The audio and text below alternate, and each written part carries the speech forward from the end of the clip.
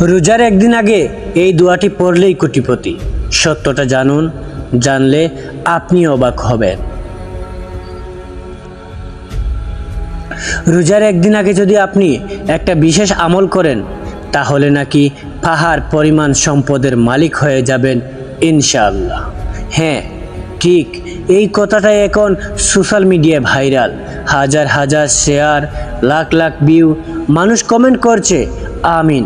কিন্তু প্রশ্ন হলো, এটা কি সত্যি নাকি আমাদের ইমোশন ব্যবহার করে বানানো গল্প? আজকের এই ভিডিওতে আমি পুরো বিষয়টা খুলে বলবো ইনশাআল্লাহ। কিন্তু শেষ পর্যন্ত দেখবেন, কারণ শেষ অংশটাই সবচেয়ে বেশি গুরুত্বপূর্ণ। চলুন দেখি এই ধরনের ভিডিও কিভাবে বানানো হয়।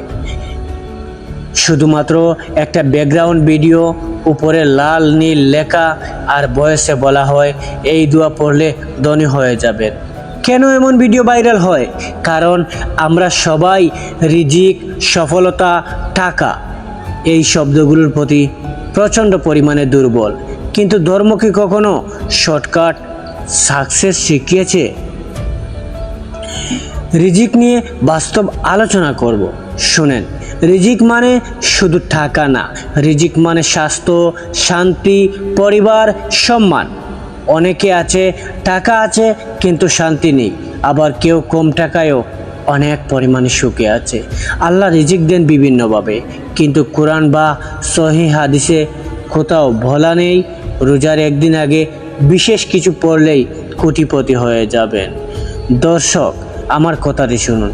এখানে একটা গল্প বলছি। একজন মানুষ ছিল, সে প্রতিদিন শর্টকাট খুঁজত ধনী হওয়ার জন্য। কখনো তাবিজ, কখনো গোপন দোয়া। কিন্তু বছর পার হয়ে গেল, কিছুই বদলালো না। একদিন সে বুঝলো, পরিশ্রম ছাড়া সফলতা আসে না। ধর্মের নামে ভুল তথ্য কেন চড়ায়? আমরা না জেনে শেয়ার করি, ভাবি শেয়ার করলে সওয়াব হবে। কিন্তু ভুল তথ্য ছড়ানো কি ঠিক? ধর্মের কথা বললে দায়িত্ব বেশি। ভিউ পাওয়ার জন্য যদি কেউ অতিরঞ্জিত প্রতিশ্রুতি দেয়, তাহলে সেটা সচেতনভাবে এড়িয়ে চলা উচিত। হ্যাঁ, সেটা সচেতনভাবে এড়িয়ে চলা উচিত।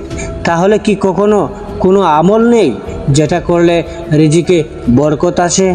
হ্যাঁ, আছে, কিন্তু সেটা ম্যাজিক না। সেটি হচ্ছে 5 ওয়াক্ত নামাজ, সততা, হারাম থেকে দূরে থাকা, আর পরিশ্রম, আর বিশেষ করে দোয়া। এইগুলো আসল বরকতের রাস্তা। এখন আসল কথা বলি, রোজার একদিন আগে নির্দিষ্ট কিছু পড়লেই পাহাড় পরিমাণ সম্পদ পাবেন, এমন কোনো নির্ভরযোগ্য দলিল নেই। রিজিক আল্লাহর হাতে। আমাদের কাজ সৎ থাকা, চেষ্টা করা আর দোয়া করা। ভুল তথ্য শেয়ার না করে সত্য জানুন, সত্য বলুন। আমি এসজে জায়েদ, সত্য কথা বলাই আমার কাজ। ধন্যবাদ। আসসালামু আলাইকুম। আল্লাহ হাফেজ।